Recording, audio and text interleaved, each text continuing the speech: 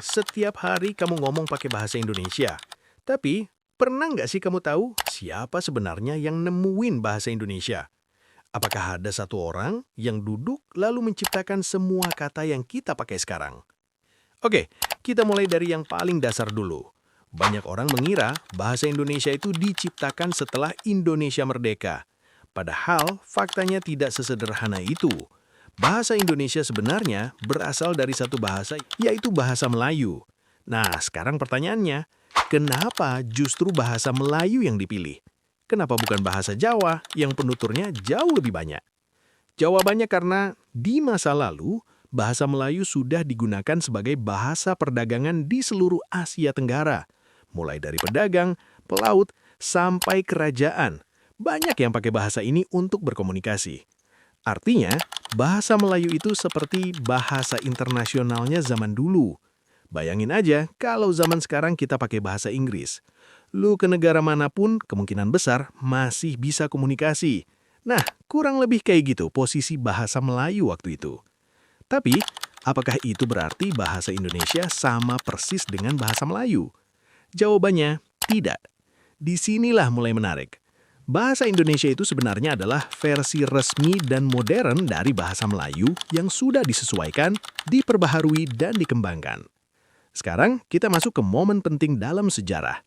Tahun 1928 ada sebuah peristiwa besar yang mungkin pernah lu dengar di sekolah, yaitu Sumpah Pemuda. Disinilah untuk pertama kalinya para pemuda dari berbagai daerah sepakat.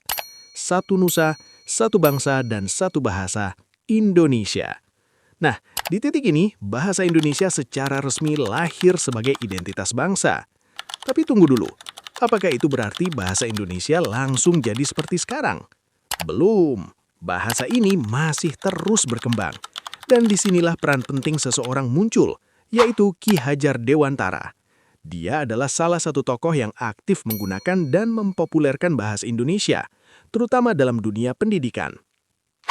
Selain itu, ada juga peran pemerintah kolonial Belanda yang tanpa sengaja ikut mempengaruhi. Mereka menggunakan bahasa Melayu sebagai bahasa administrasi, karena lebih mudah dipahami oleh banyak orang. Ironis ya, bahasa yang akhirnya jadi identitas bangsa justru sempat dipakai oleh penjajah. Nah, sekarang kita masuk ke bagian yang sering bikin orang salah paham. Kalau begitu, siapa sebenarnya penemu bahasa Indonesia? Apakah Ki Hajar Dewantara? Atau para pemuda di tahun 1928?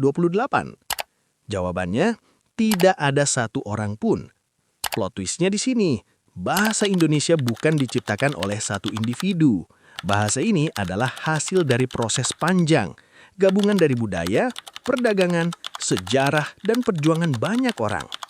Jadi, kalau kamu berharap ada satu nama seperti penemu bahasa Indonesia, ya sayangnya nggak ada. Tapi, justru itu yang bikin bahasa ini unik. Karena bahasa Indonesia bukan milik satu orang, tapi milik semua orang Indonesia.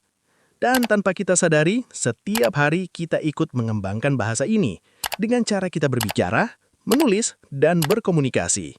Bahkan kata-kata yang sering kita pakai sekarang, mungkin 50 tahun lalu belum tentu ada. Bahasa itu hidup, dia berubah, ikut zaman. Sekarang pertanyaannya buat lu. Kalau bahasa Indonesia terus berkembang, menurut lu 50 tahun ke depan bakal jadi seperti apa? Apakah masih sama seperti sekarang? Atau malah berubah total? Coba tulis pendapat lu di komentar.